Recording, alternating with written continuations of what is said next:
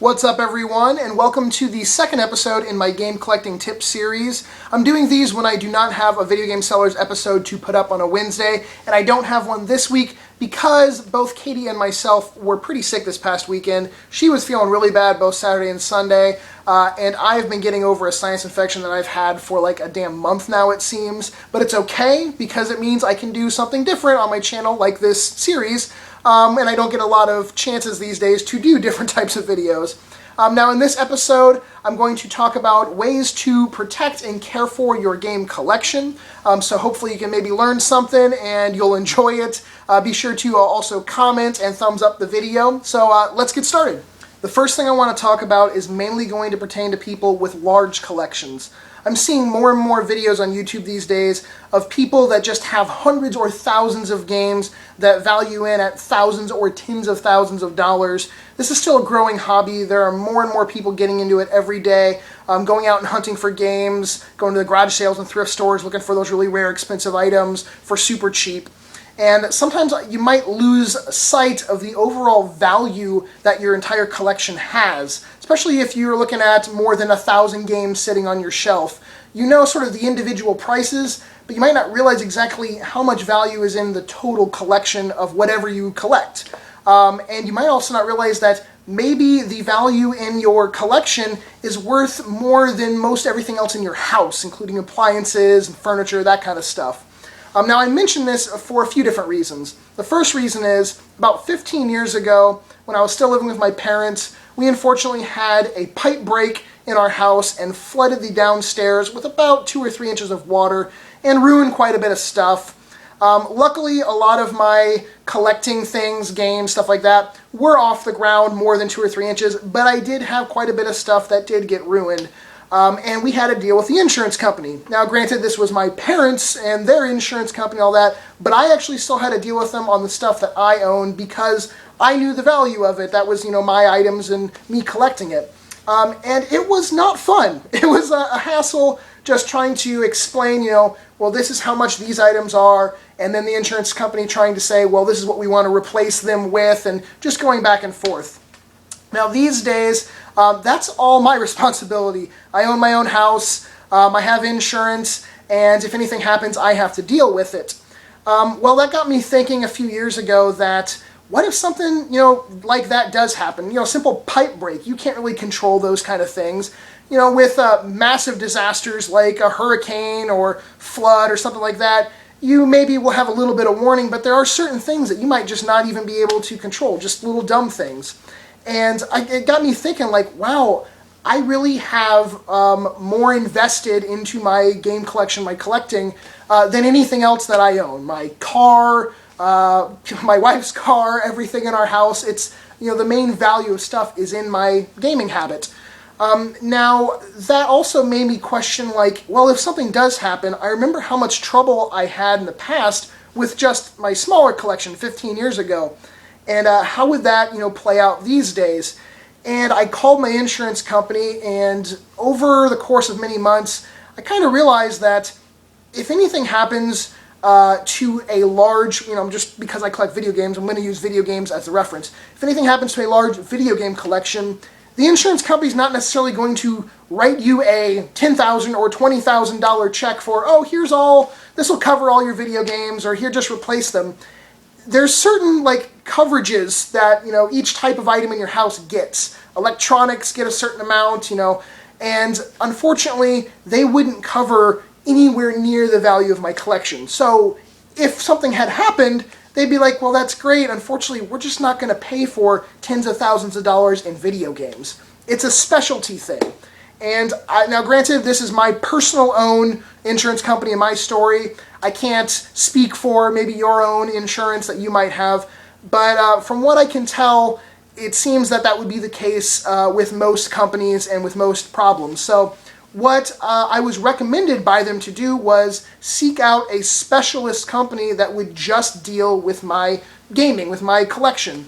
And I found a company called Collectibles Insurance Services, LLC, and their website is collectinsure.com. I'm sure there's other companies that do things like this, but this site will cover certain types of certain types of collections, anything from like Zippo lighters to rare teddy bears, it doesn't matter. And they have a really good reputation, and they've been around for a while. So I ended up getting my collection of games, figurines, toys, statues, that kind of stuff, insured by them. So specifically, if something happens, I'm covered. Now, granted, there are stipulations and rules, just like with any insurance company, but if you have a large collection of stuff, no matter what it is, you might want to look into, getting specific insurance for it. That way, if anything happens, you can deal directly with them, not with your homeowner's insurance or whatever, and hopefully get it all covered for, for your really rare items. As I mentioned before, keep things a safe distance off the ground, maybe around 3 to 6 inches, just in case if there's any rising waters of any type. Also, don't store things maybe near a window, like next to it or in front of it on a shelf. That's because you could have rainwater or some type of condensation seep in through the window. Also, if you have extreme temperature differences from inside and outside your house, that can also cause like moisture to build up near or around the window. Say if you have like game cases that have paper inserts, sometimes those can absorb moisture and actually wrinkle up. Now, I'm not an idiot. I do know there is a window right behind me with a shelf on it that has items. Granted, I don't really care too much about the items that are on that shelf. Also, that window cannot open at all. It's just a solid plane of glass. But that does lead me to another point of, if you do have valuable things, your collection, in a room with windows, I would recommend trying to keep those closed at all times, maybe even covering them up with some type of fabric. In my actual game room, the 2 windows in there are covered up with a few pieces of very thick black fabric. That is mainly to get rid of any type of sun fading possible. Even if, say, you only have a certain amount of sunlight that comes into that room, for a few hours of the day, you might not even realize that certain parts of game cases or boxes are starting to get faded, because if you have hundreds or thousands of items, you're not looking at every single item every single day. So that's a good tip. Either cover up your windows or store them in a windowless room. Let's say you want to give a little bit more protection to boxed games or just rare items in your collection. Now, I've mentioned these over the years quite a few times, these plastic game protector cases. And these are mainly for if you have boxed games. They come in many different sizes. You can order them off of different sites online or different sellers on eBay. And the more you buy, the cheaper they are. If you buy like 100, then you might be able to get them, for like change a piece. But you can use them for more than just boxed games. Say you have a carton manual-only copy, you can store those in cases like this, and basically anything you can do to help protect against damage to your harder-to-find items, the better. Now, with keeping manuals and stuff like that in cases like this, hopefully, in case someone accidentally spills a drink or sneezes or anything like that, it would at least give some form of protection to it. Granted, you don't know when weird accidents are going to happen, because they're accidents. You just, you can't predict them. So the more protection you can give, the better. Now, I'm not saying put every single, sports cart you have in these with a manual, but for certain items, the more protection, the better. Even, let's say, like jewel-cased games, if it's something, that's really valuable, $50 or $100, you might want to store them in there just to give that extra bit of protection in case maybe it falls off the shelf. I've had friends pick up games off my shelves, go to look at it, and drop it on the floor. I'm like, why did you do that? But hey, they had slippery fingers from picking their nose or something. I don't know. Now, I really love these. Now, some people don't like these because you can't see your games in them. Now, this is like the hard plastic Nintendo case, and they are a little cloudy. It's hard to tell, maybe what the game is on the shelf, and they do take up a bit of space. But yet again, it's just about protection. If you're trying to make sure your valuable, game or item stays protected, I do at least recommend using these for those higher-end items.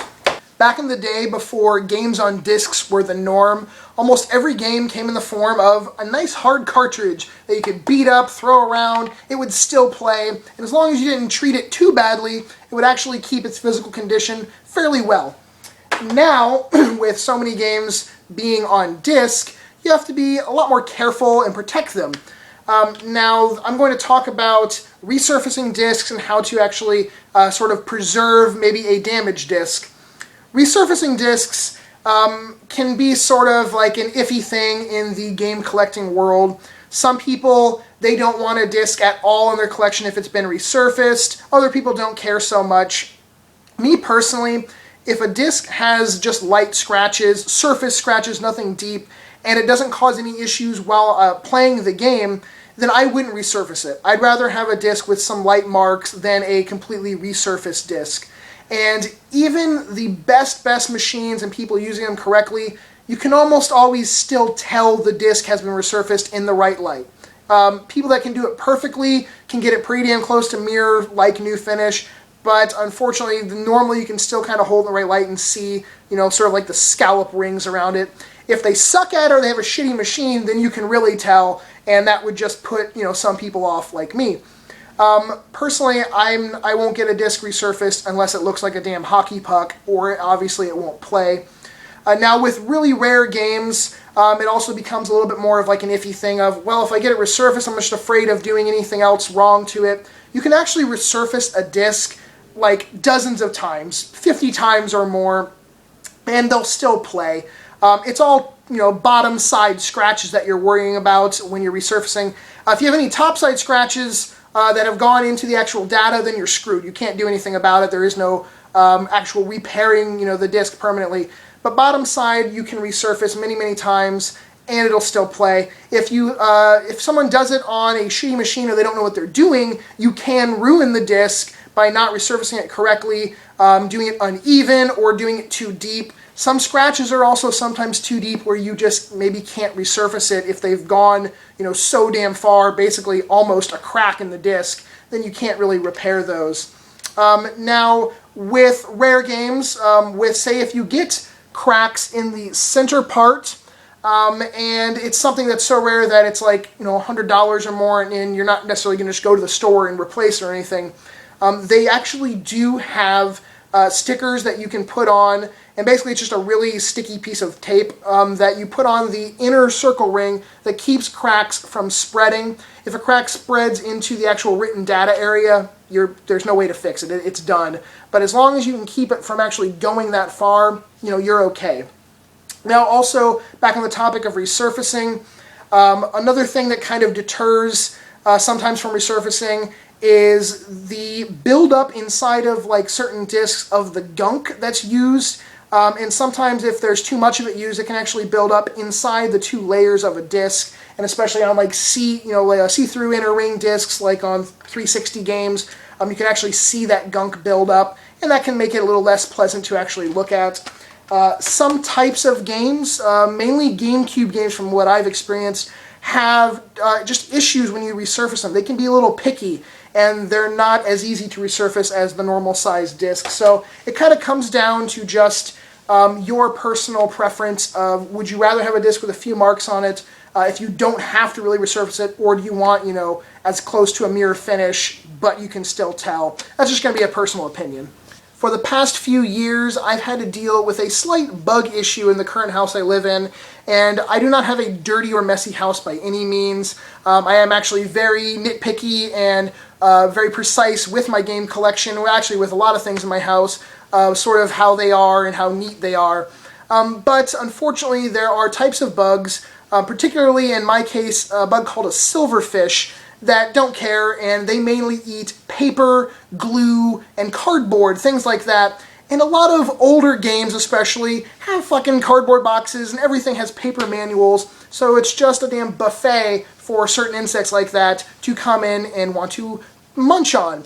Now, depending on where you live in the country or in the world, there are also other species of insects that do enjoy eating things like that, so it's not just living in hot, muggy, bug-infested Florida. Now, there are ways that you can help protect and prevent from bugs like that. As I mentioned before, different types of cases can be a deterrent. Granted, obviously, depending on the size of the bug and the size of the case, maybe they can still get in, but it's all about creating some type of barrier around your item to at least, prevent or at least deter things like those insects. Also, you can obviously spray for bugs, poisons and things like that.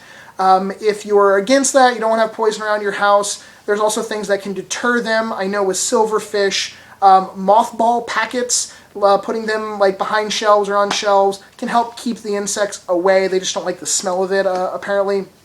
Mainly mothballs are designed to put in containers also to keep, like moths out from eating your clothes. So if you actually store things, games or toys or anything like that in containers, you might want to throw some mothball packets in there as well.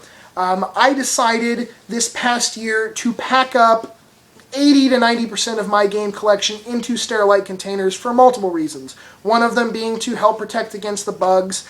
Now, I'm not saying I had some crazy infestation where they just started eating everything, but I did notice a few boxes and a few posters were starting to get chewed on around the edges, and all I could think about was some really rare game, something $500, or more, getting munched on, and I decided, you know what? I think I want to protect my items a little bit better, so I decided to put them all in Sterilite containers. Also, since I live a few blocks away from a large body of water, that's another really good reason, in case there is any rising waters, back to the beginning of the video. That way in the Sterilite containers, if water does come up anywhere near them, they're still protected inside of them.